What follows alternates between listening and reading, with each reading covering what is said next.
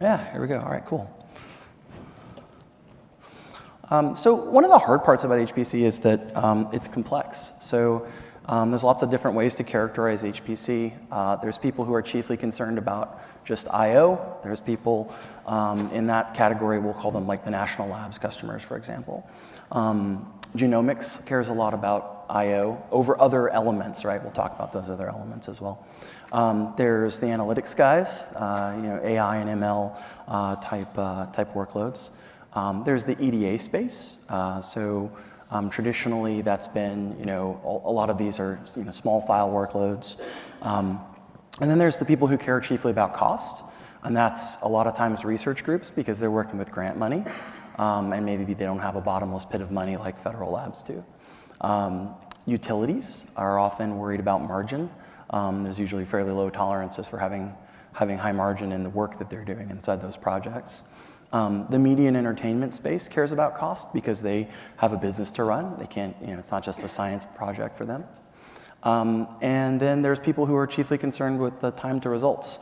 Finance is one of those. They have opportunities that they have to take advantage of, and when that window is gone, it won't matter anymore whether or not they get the results late. Different kinds of workloads inside of those that you can associate with things. So you can associate, technologies like Lustre and MPI-IO and NFS with a lot of the I/O-oriented workloads. We see a lot of HDFS in the finance world and EDA world for I would say, more recently. Traditionally that's been an NFS place. And then we see a lot of things like GPFS in all over the place, as well as NFS. And the reason that HPC is difficult to sort of nail down is because everybody has a slightly different idea about what HPC means to them. And when you go talk with customers, just show of hands out of curiosity, who's a partner? And who's a customer? It's like half and half. Okay, cool. So this year we have it's an open forum. So it used to be that GPS talks were limited to people on the partner track, and so you never know. So I want to make sure I'm giving you guys information that's useful to you. So it's hard to nail this down. Every customer has a different sense of what HPC means to them, and that's consistent with other kinds of storage workloads too, but especially so in HPC. You get a lot of legacy applications with weird I/O patterns and a lot of really interesting problems because they're solving interesting challenges, and they often have to create new things in order to do that. So we see computer-aided engineering in CAE also in here. It's all over the map. And it's interesting actually because when you look at like the greenfield opportunities versus sort of the sunsetting data center world, the HPC market is one of the areas of growth. The cloud and HPC are the sort of two areas that are growing in storage according to the various IDC and Gartner groups and those kinds of things. So when people go to the cloud, especially with HPC, it always starts off like this. I'm going to roll my own. I'm going to do it myself. And this works fine for like a day and a half. And then it starts to grow in scope. And pretty soon they are occupying multiple AZs and they have to worry about all kinds of other challenges now associated with scale out and data synchronization. And pretty soon they have clients that aren't just talking to the servers in their AZs, but they're talking to other AZ systems too. And EFS helps to simplify that.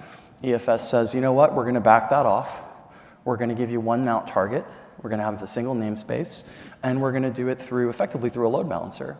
And so EFS is great for that. And if you have a ton of data, EFS is your best friend. You can get amazing performance off of EFS. But for a big portion of the HPC market, you have people who have not that much data, frankly, or they have lots of small files, or they're write heavy. Write latency in EFS because of the desire to do durable writes is slow, frankly. So, if you have small file workloads and you're write heavy, EFS usually isn't what you're going to go after. You're going to look for something else. But it works well for customers because it helps simplify things. And it helps simplify things so much so that a lot of people will use it because it's just, there's no infrastructure to manage. Excuse me. There's no infrastructure to manage. And that simplification is a trade-off that people are consciously making. But there's other ways to do it. Since this is a partner track, we're going to feature some partner technology. But first, I want to talk about HPC cluster node anatomy. So there's these concepts of what should a node look like and what are the parts that are important.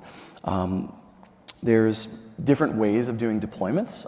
If you deploy the same way today that you've deployed for the last 15 years, you'll probably have a mixture of applications and storage resources on the same systems. There's good arguments for that on-prem. In the cloud, it doesn't really matter as much. You can disaggregate things, but what is consistent is that when you start looking at the node anatomy, the things that you lose a little bit of efficiency on an individual node will deliver a huge loss of efficiency at scale. So it's important to understand what's going on at the data layer, where are your bottlenecks and how to test for them. What's going on at the metadata layer? Where are the bottlenecks and how to test for that? We'll talk about that. If you should tier, I would say most people should tier. There's not a lot of reason for folks necessarily to not tier, unless you know that your data set's changing very quickly and you want 100% of it hot. And we'll talk about some of the trade-offs there as well. Routing between cluster nodes goes to your availability metric.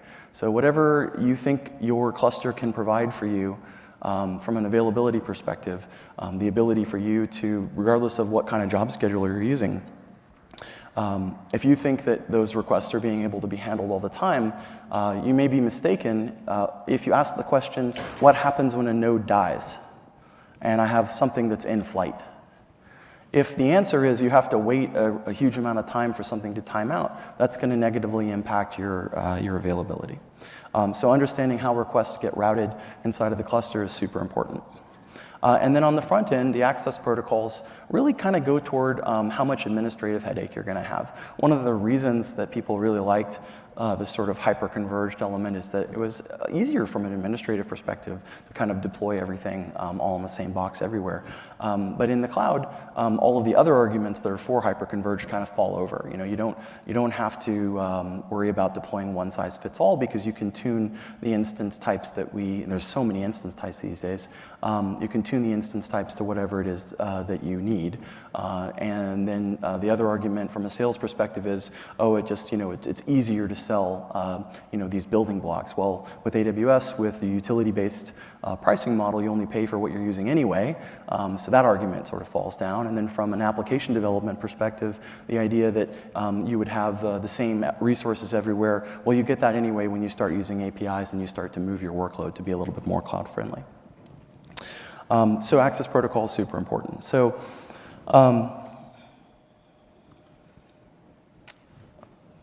I guess I'll back up for just a second to talk one more bit about this.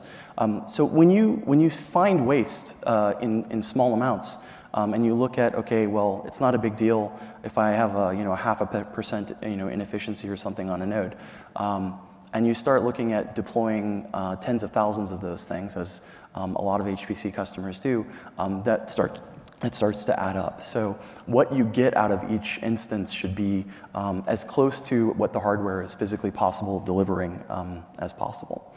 There's great tools for testing things.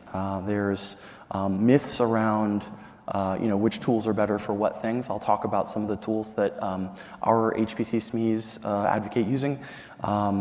Specifically testing like the metadata layer, you would use a different tool, for example, than what you would do if you were going to test the data layer.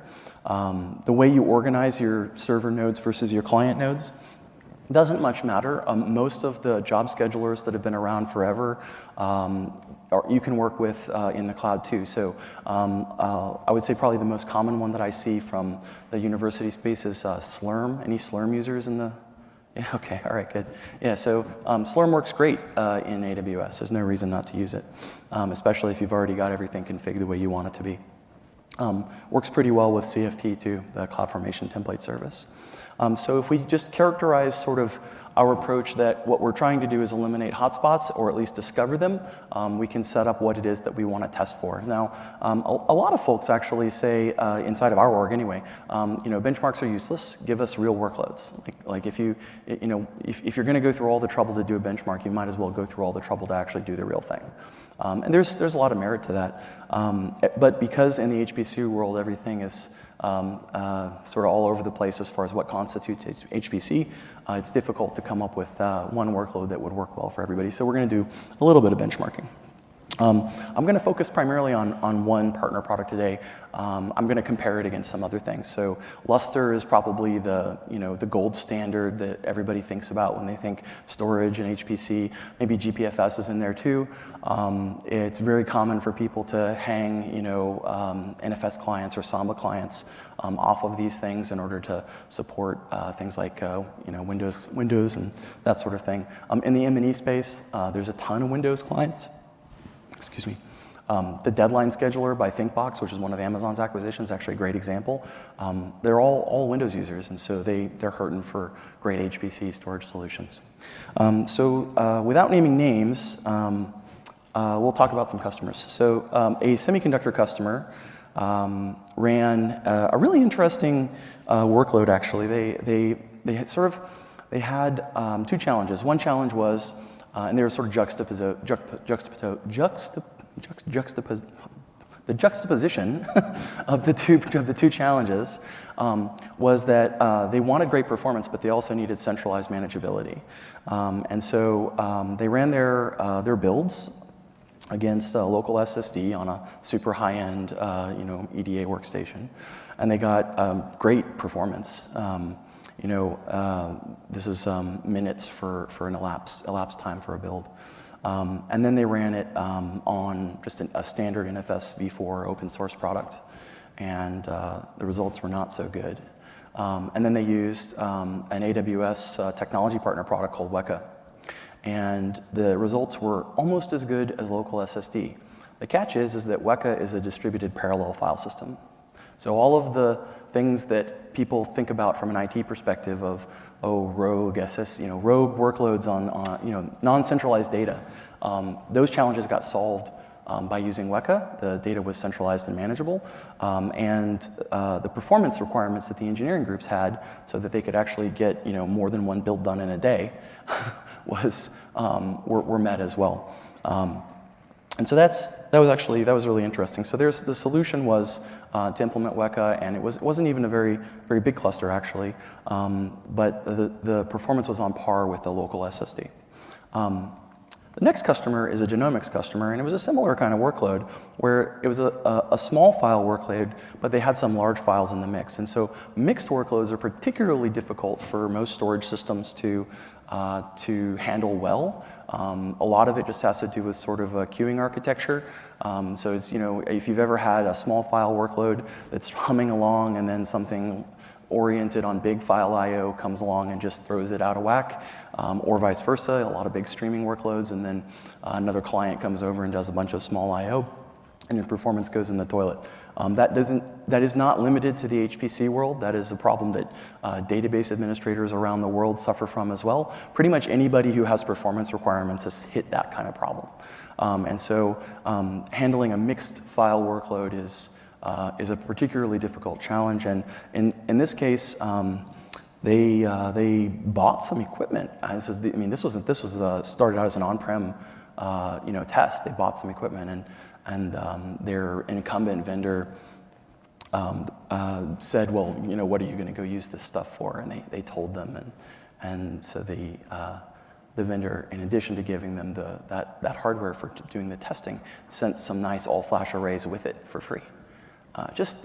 So they wouldn't have to do the test. And I think that that's funny because even when you look at the results were that a single run of the GENOMICS workload, which was a format conversion job, ran really fast on the all-flash array. It did really, really well.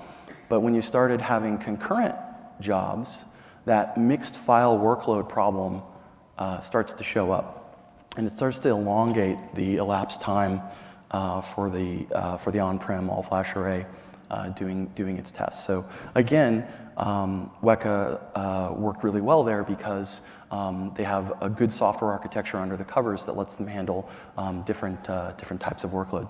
One conversion completed in the same amount of time as 6 conversions, which, if you think about it from an HPC perspective, you think, okay, that means that the limits of the gear that was deployed weren't found yet.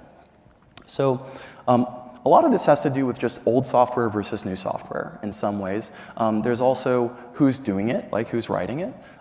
Most software, like most software that we deal with on a daily basis, including the stuff on our telephones and on our laptops, is old, like really old.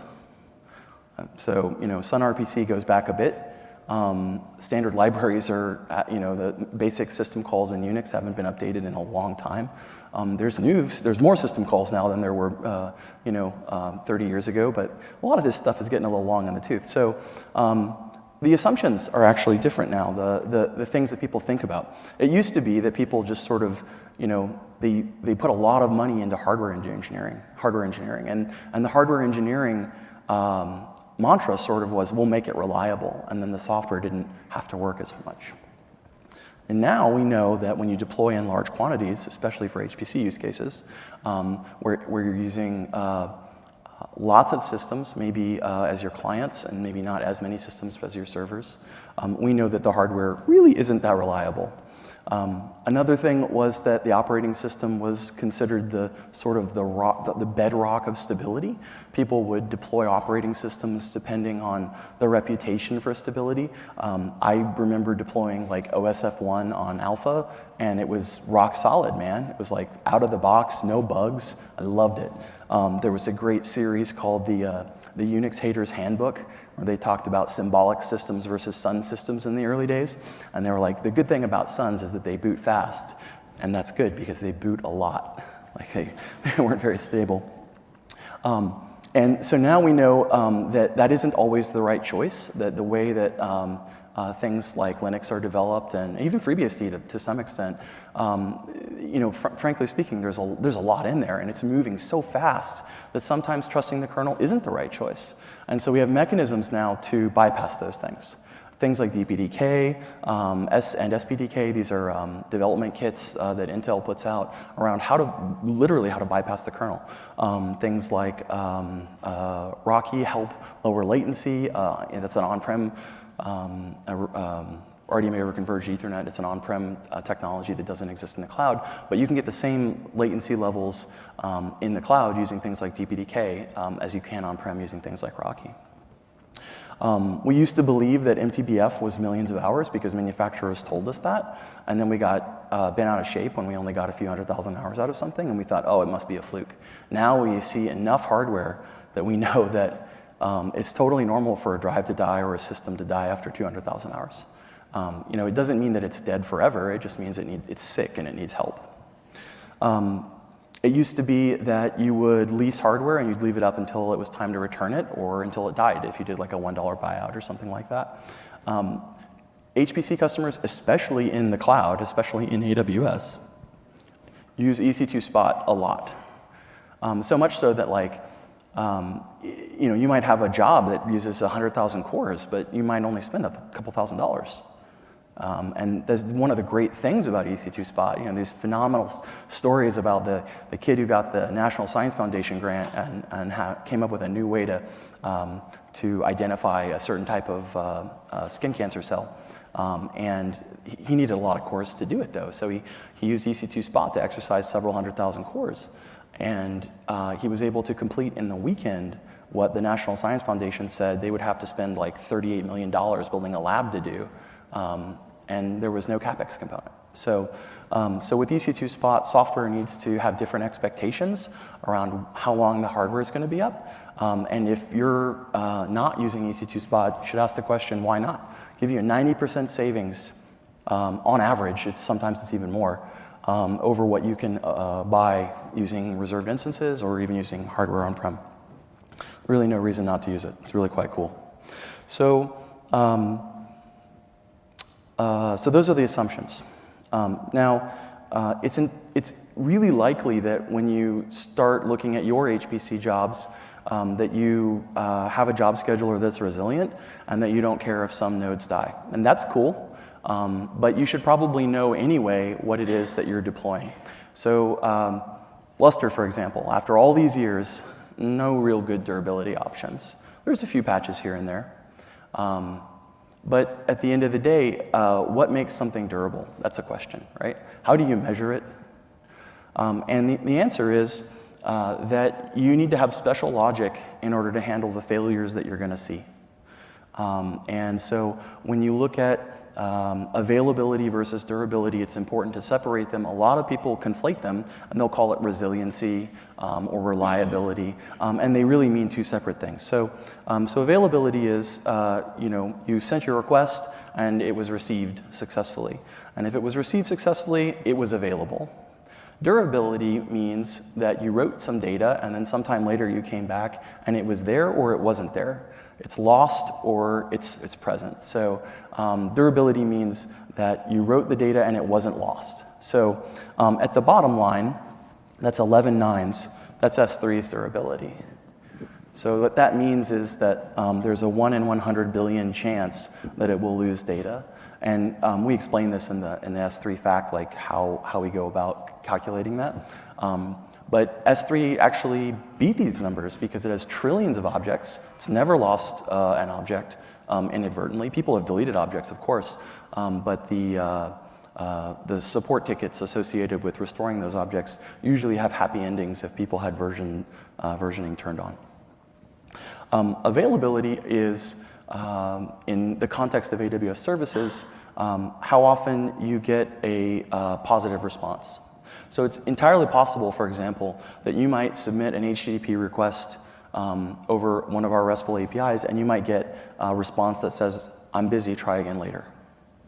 That is tantamount to it not being available. But then you may resubmit your request, and on the next try, it could say, "Okay, here you go. Here's the response that you were looking for." So that part's important because the protocol that you use can dictate what the semantics are. And if you're using something like RPC, it's not so simple because you may simply wait for the I/O to come back. Availability may mean that your application is hung.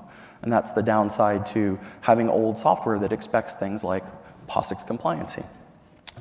So a note about that, actually. Anybody have like POSIX requirements in the workloads that they're running on? Like anybody does directory locking or atomic rights or anything like that? Yeah, so in the HPC world, traditionally requirements are strict, and the tools that you're using are fairly strict.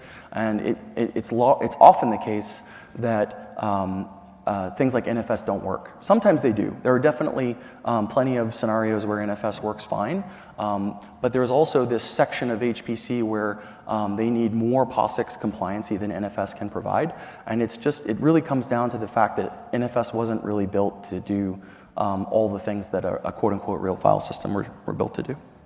So we'll talk about failures, and then we'll go into a demo. Why does it matter what you use? Like, why can't you just go use Lustre? Oh, you can totally go use Lustre. Lustre doesn't offer you any durability, but it can live on top of things that do. But if you had something that did offer durability, maybe you had some sort of thing on-prem, for example, that might protect your data for you, it could be the case that every 22 years something might die. But when you start having lots of those things, the probability adds up, and it's entirely likely that you're going to experience a failure sooner than that. So a failure every 22 years, when you have one of something, translates to a failure every 1.9 years when you have 12 of them. And that number continues to get smaller and smaller and smaller when you have more and more and more. So if you have 100 or 200 or 300, you can expect to have failures. If you have 300, you can expect to have failures every month. Right? If you have 600, you can expect to have failures a lot sooner than that. Right? So when you think about the size of your HPC clusters, think about that. Like, what is your rate of failure been on-prem, and is it going to? And it'll probably get worse, frankly, when you start using things like EC2 Spot, because if you put in a bid for something and you lose your bid, that's the equivalent of a failed node, because the node gets taken away from you. So understanding how these elements impact the software that you're using is super important. So if it takes you 8.5 hours to repair that problem that you had, maybe you have some sort of RAID system or some sort of erasure coding, what that means is that for the duration of that, I'll just put these build outs up there. For the duration of that, that rebuild, you're having a different kind of risk. The way you characterize risk is different. Anybody ever had 2 disks fail at the same time? I have, okay. So statistically, it's really improbable, but that doesn't mean it doesn't happen. So these statistics are sort of like guidelines that you can use to help yourself. But really what it boils down to is you have to ask the question, can I afford to not have something durable? So a lot of people say, oh, I'll just, if it's an HPC job, I'll just rerun the job if I have a failure. And this is what a lot of people do with things like Lustre. If they want really good performance, they go and deploy on instance stores rather than EBS. And then when they have an instance store failure or a node failure, they have to start all over. That means they have to build out their entire environment again. It's not fun. So, so thinking about that is super important. So that's actually one of the reasons why I like Weka, because it uses the instance store, but it has a durability mechanism that gives you the 11 nines of durability that you get from S3. It also supports tiering to S3, and we'll actually talk about how that works functionally. From a performance perspective, MD-test is sort of the de facto test for metadata performance studies, and it's used in a lot of really large system RFPs. So file creation rate is one of the, I would say, one of the most important HPC application issues, right? That it often is the case that a large volume of files are created not only at the beginning in order to read like input data sets for maybe some data decomposition among like parallel processes, but also at intervals throughout the course of application runs. And a lot of that has to do with the fact that most applications in the HPC space have some form of checkpointing system where they write out intermediate data sets. And if there's a problem with the software, they can restart from their checkpoint. That's usually an internal component to the HPC app. It is also the case that usually those checkpoints are written out to the same storage system that they're using to do everything else. So there's some pretty big assumptions there about durability. So the metadata operations are a critical function of distributed file systems, and I would say more often than not, it ends up being a pretty major bottleneck to system scalability, and that's just sort of by nature of how client requests are serviced.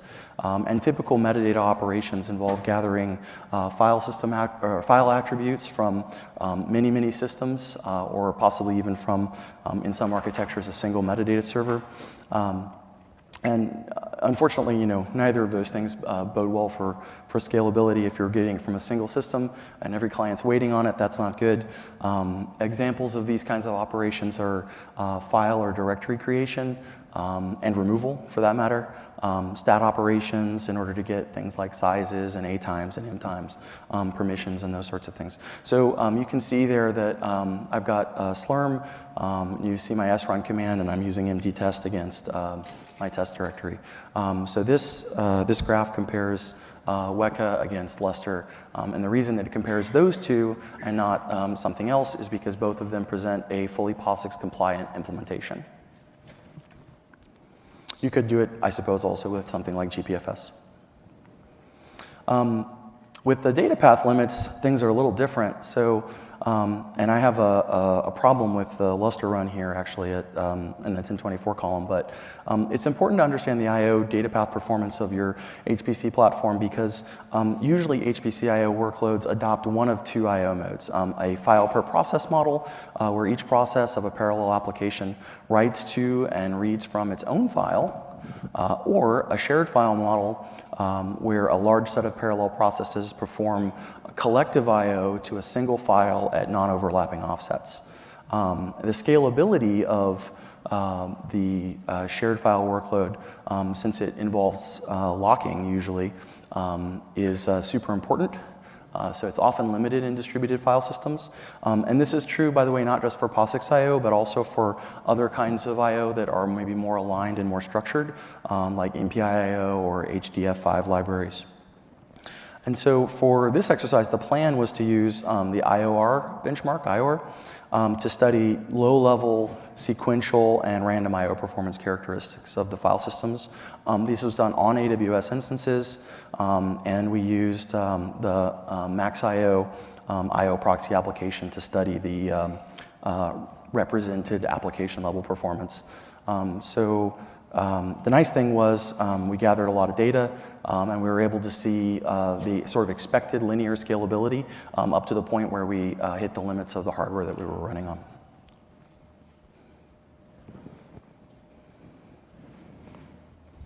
Got to hit the right button. You can do other types of things too. You can do by giving different options to I/O, or it'll test different elements of POSIX. There's really just a question of, how complete is your application require POSIX compliancy? And if it requires, 100% compliance, then things like NFS aren't going to work for you. And so you may think, well, I'd love to take my HPC workload to the cloud, but I don't necessarily have the option of going to something like EFS. So what should I do? So what you should do is we'll go back and we'll go here. What you should do is you should go here to, okay. Here we go.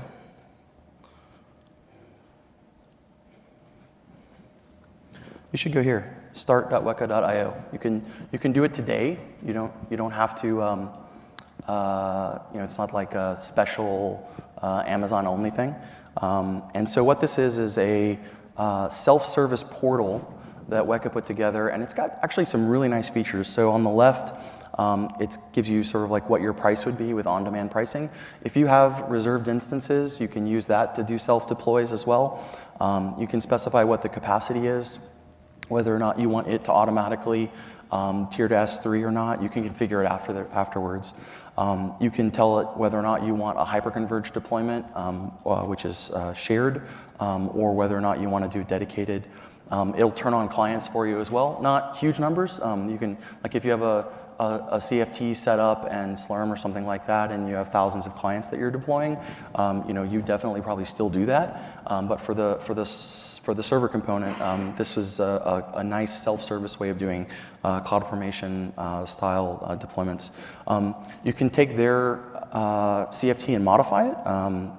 The other thing that you can do is you can, if you want to, you can do things like specify, what performance levels you say you need, and they do really good guessing based on what kind of instance type you use about whether or not you can handle, like the ENA, for example. If you have bursty network requirements, they'll do some calculations about allowing you to use a newer instance type, for example, like an I series or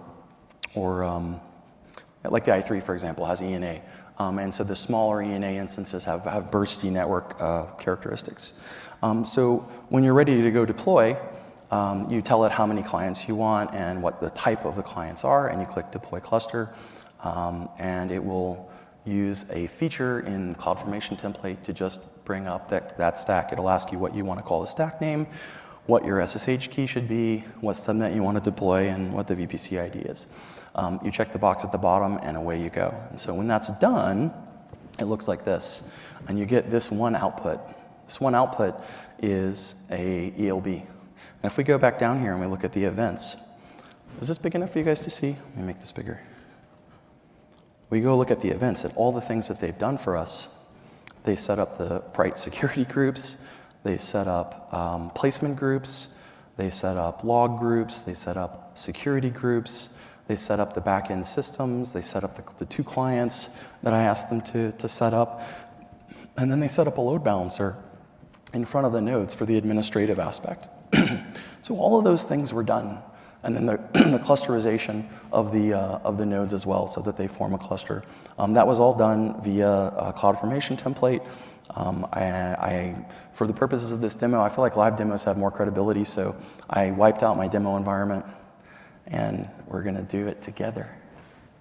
So, so you can see here that from start to finish, 2 p.m., the CloudFormation template was done at 2:13. So it is quick, and you can actually set it up and you can experiment. So it's the best part. Okay, so when it's done, you click on that link. It takes you to their login page, and that takes you to the system overview. So this is a relatively small cluster. It's just 6 systems.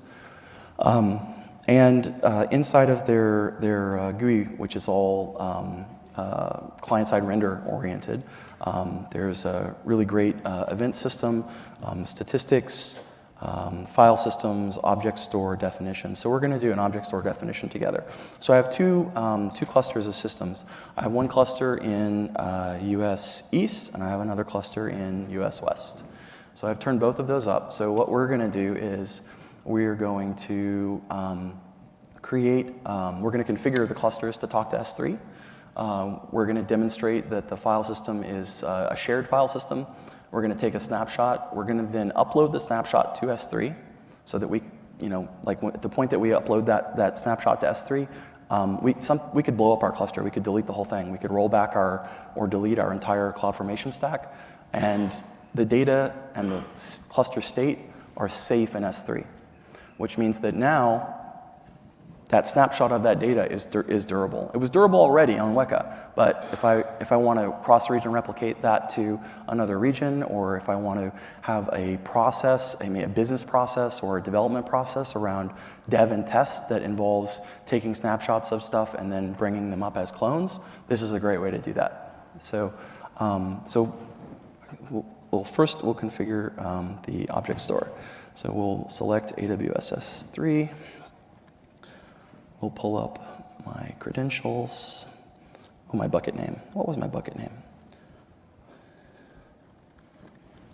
Oh, for this, we're going to create a new bucket. That way we'll be 100% sure that everything is empty.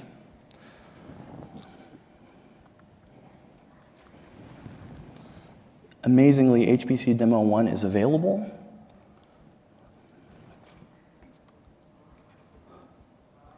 We create the bucket. We'll verify the bucket exists.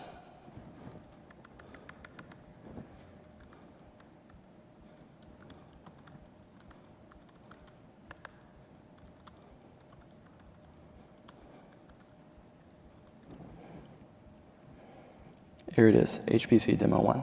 Okay? So we'll go back over to our object store config, and we'll call this US East S3. That's the bucket name. We'll specify the correct region, and then we will go grab our access key and our secret key,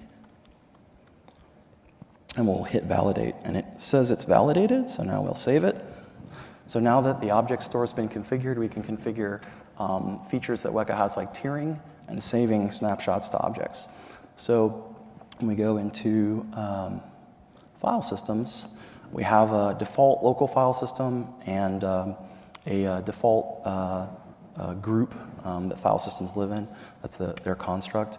And if we go to one of our clients, we can see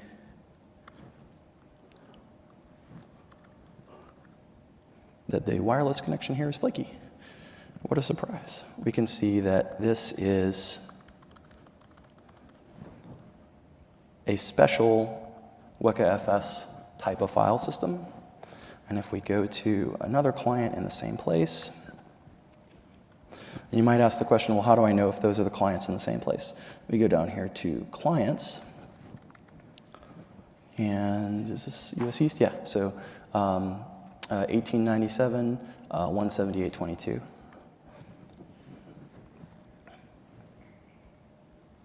$1897, 178.22, or 222.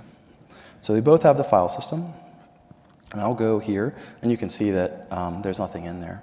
So I'm going to set up watch, and we'll do watch with a second of 1, and we'll do ls minus l. And I'll go over here to check out the permissions. I can write to it. So immediately, it shows up on the other side. So these are two separate systems. They both have the special kernel driver to mount the file system, and so we know that this is a shared file system. Okay, so we go back over here to the file system view.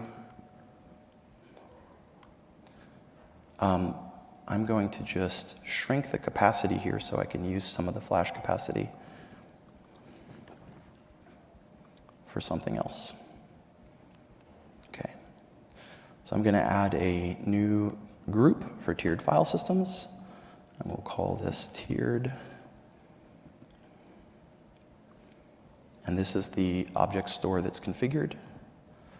And we'll keep our cache set to a month or space-oriented, and we will send new data that's written to the cloud after, say, 10 minutes. Because it's client-side rendering, you kind of have to do like 1,000, 2,000 on the network here anyway. And then I'll add a file system. So this will be called to upload. So now that I've created that file system, I'll just verify that it exists. Here, they have their own CLI called WCLI, and I'll give it the file systems list view. And you can see here that there's two file systems. One is called default, the one that we touched that file on, and the other one is called to upload. So I'm going to mount the to upload.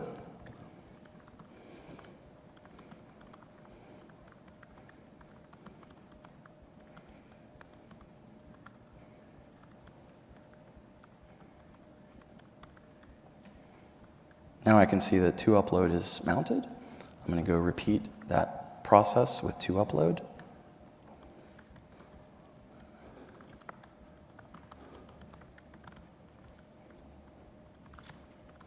And I'm going to create a, let's call it a 10 meg file.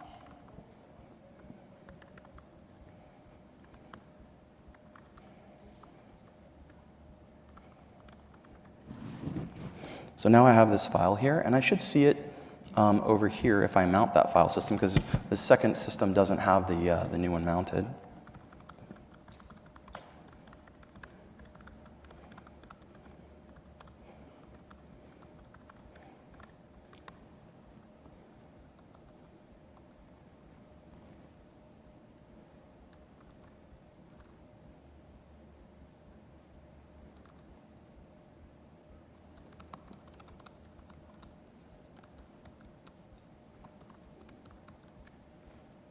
Oh, I have to actually spell things properly. That's weird. I don't know what's up with that. Am I on the right system? I feel like I'm on the right system. This is actually the beauty of live demos. Okay, so what I am going to do is verify that I can see the systems from this side. I can see the system from that side. Oh, okay. I have to assume that there was some, until I did the list, that the cache didn't know about it. I don't necessarily consider that to be a bad thing. So now I'll go into the to upload, and I should already see the file there. I do. So I have this 10 meg file here. So the next thing I'm going to do is I'm going to take a snapshot. So there's a couple different ways to do the whole snapshot process. What we're going to do is we're going to take a normal snapshot, but then the second thing that we're going to do is we're going to actually upload it to S3. So if we do that, and I'll do my cheat sheet of commands here. So I'm going to create the snapshot. The file system is called to upload. I'm going to say that the access point that I want to access it on is called uploaded snapshot, and the name of the snapshot that I'm going to, the actual name that I'm going to give it is uploaded snapshot. So the reason there's a differentiation between uploaded snapshot and the name is that in DevOps environments where you have some sort of CI/CD type process, it's very often the case that you might have some limitations in the name of a snapshot, but the metadata about it you want to include there. So the quote-unquote name of the snapshot might be the access point, like a mount point, but the name might be much more descriptive. So we're going to take this snapshot. The data that was returned to me, the thing that is interesting to us is the stow status. So this has not been stowed in S3 yet, but it is present. And so now we're going to go back over to that other system just to verify that it's present with snapshots list. And we see that we have the uploaded snapshot. It is present there. So now we're going to upload it to S3.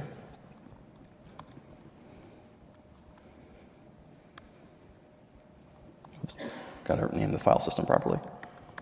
Okay, so this next part is called a slug. And what's interesting about this is the way that they implemented snap to object is that this is an S3 path. And let me show you what I mean. Everybody see this hexadecimal bit at the front? It ends in FF of 0. We're going to go over to S3 and find that bucket that we just created. And inside of it, wouldn't you know it, in FF0. So that's the ID of the cluster that was configured to talk to S3.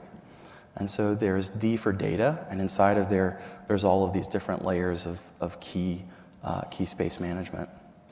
And so like this file here is small, like 44 bytes, that's not big. But I didn't put very much data in there either, right? So every piece of data that I gave it, it broke it up into pieces that it likes to manage stuff in, distributed it across its parallel distributed system, and then when I'm uploading the snapshot to S3, it's basically scraping it off in that native format and putting it in S3. So in AWS, we often talk about smart bits versus dumb bits. That if you put bits into S3, you want them to be smart because if they're dumb, you can't use other services with them. You have that limitation here too. But the trade-off is Lustre with no durability, no persistence to S3, at best persistence to EBS, but with no way to statefully take a snapshot across all of the nodes, or something that gives you all of the features that you would typically get on like a NetApp filer with the performance that you expect out of Lustre. So that trade-off in my mind is an easy one to make. So now that we've seen that these bits are there in S3, we will go to our second cluster. So when I turned up the stack, I did 2 stacks. I did one in Oregon, and I did one in Virginia. So I have 2 of these things here. So this is the east one, where the file systems are configured, and here's the west one, where the file systems aren't configured. The other thing that isn't configured is the object store. So the object store not being configured is analogous to I've got a new cluster, I've got a new workload, or I had some sort of disaster recovery scenario, or I'm going to be turning things up. Because the workflow operation here is I wrote data to my HPC cluster, I persisted it to S3, and now I want to restore it. So the first thing I have to go do is, again, reconfigure the object store for the US West one. Go back to my cheat sheet.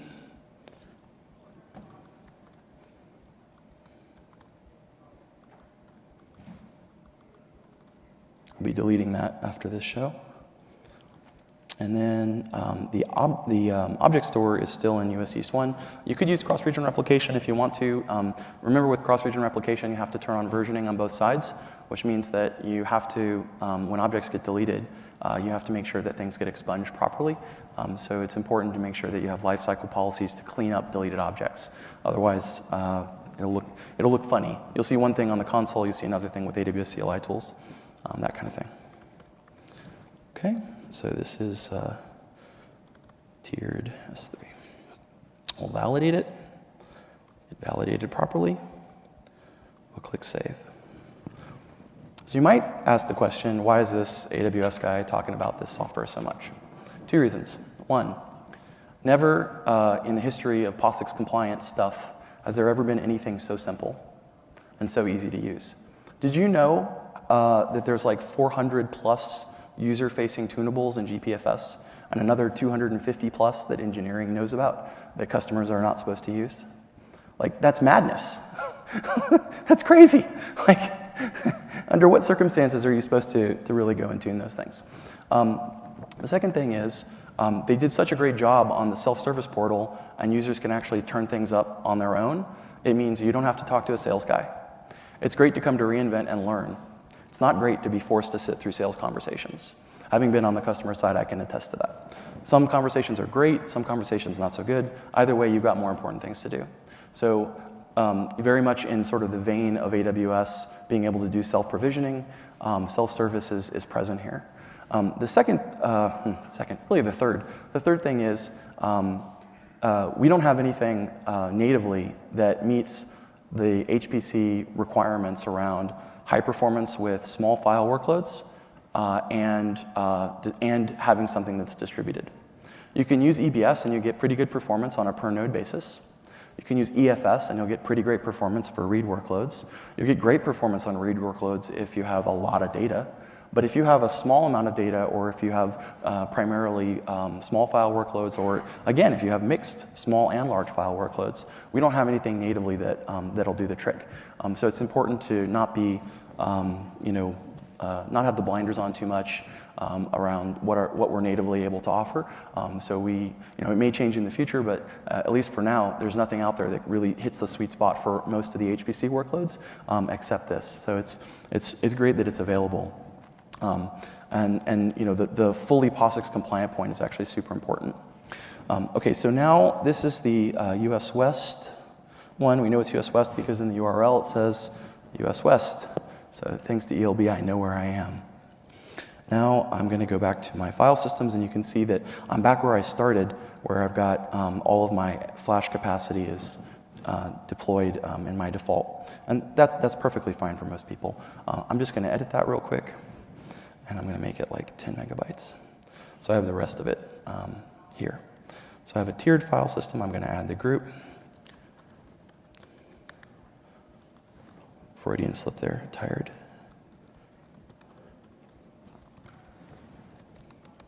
Okay. I'm going to do the same thing where I want to keep it for a month cached, and I'm going to get rid of it off the cache after 10 minutes. So now I have this tiered file system group, and I can add a file system. So I'm going to add a file system. And by the way, you don't have to do this via the GUI. You can do it via CLI. I've got my nice cheat sheet right here. I've got, I will actually do that because I don't have the cheat sheet for that. Add a file system. And we'll call this downloaded FS. And we'll give it the rest of the capacity. So now we go back to our terminal. So these systems that we were working on were the clients associated with the first cluster.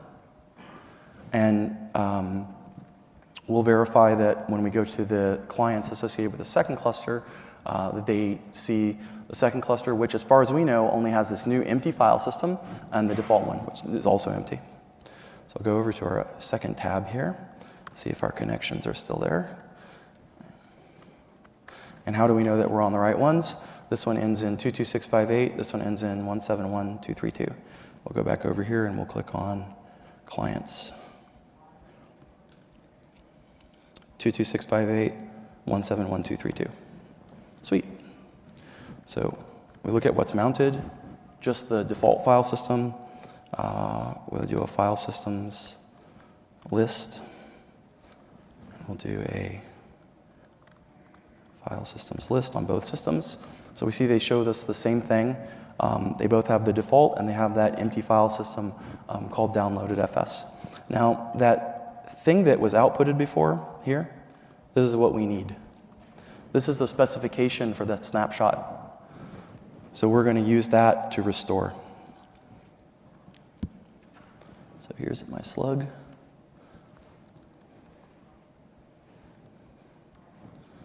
This is going to be super exciting.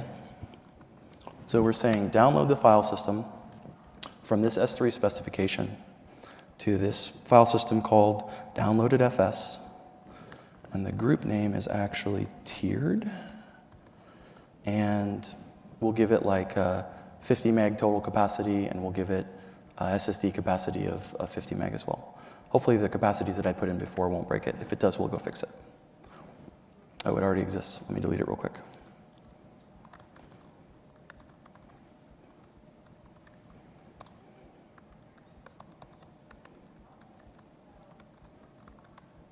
Cool.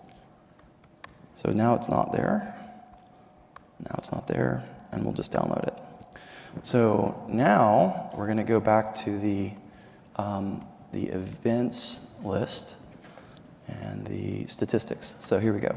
So these statistics, just for the last hour, we're going to pull up more stats. By the way, there's so many statistics in this thing, it's ridiculous. You can metric anything. So specifically what we want is we want to look at objects. We want to look at object downloads. So we've just added this, and it's shown up on the graph. Two things you can infer from that. One, the data was being collected the whole time. And two, all of the normal things that you'd expect from modern software around graphing stuff nicely exist. This is not a graph that's being rendered on a server and presented to us. This is client-side rendering. That means that the data is in JSON format, and that means that you can process it if you want to via CloudWatch events. You can process it via Nagios, via you name it, right? So was the one, Ganglia is the classic one for like HPC clusters. So you can actually go, and look at this data.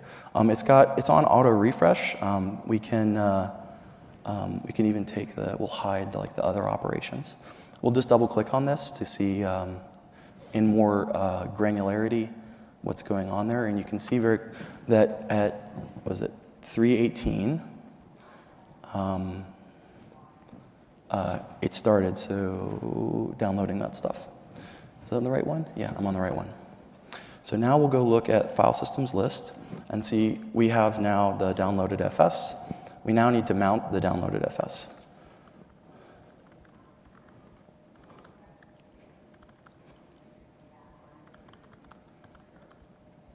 And we know that the name of the file system is downloaded FS. So now it's mounted. We go there, and we should see that 10 meg file. So we're in the second cluster in US West in Oregon. We've downloaded the entirety of the snapshot from S3, and it's been restored to our local cluster. Think about that for a second, what that would mean for you in your HPC workloads. When you deploy your clusters, and maybe your application has checkpointing and maybe it doesn't. When you deploy your clusters, you're usually leaving them on if it's on-prem. And if it's in the cloud, you're in a hurry to tear things down because it's expensive to leave stuff up. Imagine if you were using EC2 Spot and you put in a bid for all of your systems, and you got that 2-minute notification that said, hey guys, you're going to lose your bid. Isn't that a great time to upload the snapshot that you want to take? Take a snapshot immediately, and then upload it to S3. That's your checkpoint. Your app can checkpoint whatever the contents of the file system are. But for your purposes, you can take the snapshot of your entire HPC storage cluster, upload it to S3, and come back to it when you're ready. If the spot price doesn't come down in the next hour, that's fine. You can come back when it comes down. If you have systems that you're going to turn off because you want to go on vacation and not leave them up, you can do that too. If you have a desire to spin up 10 more clusters because you have some dev or test workload that you want to be able to run things on, by the way, you don't have to just use this for HPC, use it for anything. You can do that too, and you can do it based on the same slug. Once it's in S3, an object is immutable, which means that that snapshot that you've taken, until you delete it from S3, is going to contain everything that was in your cluster at that point in time. That level of integration doesn't exist in any other solution, and so I'm super happy to be able to present it to you. So now we'll go back with our remaining couple of minutes, go back to PowerPoint. We have a couple things to talk about. So this is sort of a summary of the stuff that we talked about. It'll come up in a second. All right, cool. EBS performance is fine, but it doesn't scale the way that distributed file systems scale. EFS is fine, but it doesn't handle writes with low latency, and it doesn't give you full POSIX compliancy. No NFS platform will. The ability to use things like Lustre exists. In fact, you can go to the AWS marketplace and you can find a Lustre on EBS quick start, basically. And you can start up that cluster and you'll see it, like it'll be there. It'll be the real thing. But how do you know that you've tuned it properly? How do you know that one of those 650 tunables isn't wrong? You want something that's going to do the right thing without you having to tell it to do the right thing. That's more important than ever in the cloud, because in the cloud, not everything works right all the time. Systems get turned off due to things like EC2 spot bidding going away. EBS volumes fail. Like we have trillions of them. Invariably, you're going to find that something that you've deployed has failed and you weren't aware of it. So you want a system that's going to provide a level of durability beyond what you would traditionally deploy, like with a traditional SAN or something like that. And so Weka can actually do that for you. It's got its own durability mechanisms built in under the covers, but with the snapshot to object, you don't have to even worry about that. You can just take as many snapshots to object as you want, and they'll all be there. So for other things, if you're interested in getting started, don't forget start.weka.io, as well as check out our competency program. And we have some other programmatic elements, like we have quick starts that are CloudFormation template-based ways for you to spin up third-party applications, and the AWS Marketplace as well. Thank you very much for attending. If you have any questions, I'll be sticking around a bit afterwards before having to run to the Venetian for my next session. Thanks very much.